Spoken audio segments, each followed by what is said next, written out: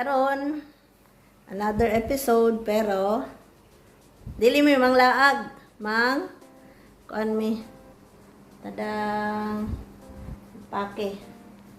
Nakanay mo isa din eh.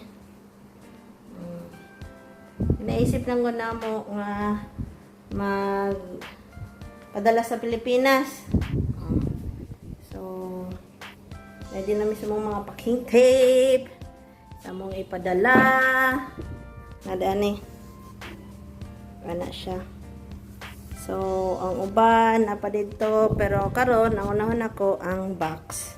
So, ginasil sa naman siya maayo, ginasecure. Mani ang iyang kuan bottom part. Dayon, silyuhan naman siya kumain ani. So, nako Kuwait dati. Ani sad, mo ni ginabuhat sa mga OFW. Ipon-ipon silang mga ipadala. Dayon, mana suwak na dayon, shoot na diyan eh. Na pa mga uban na dito sa kwarto. Sarang ginindot sa kumbang. Shot na lang ito na. Okay, update mo.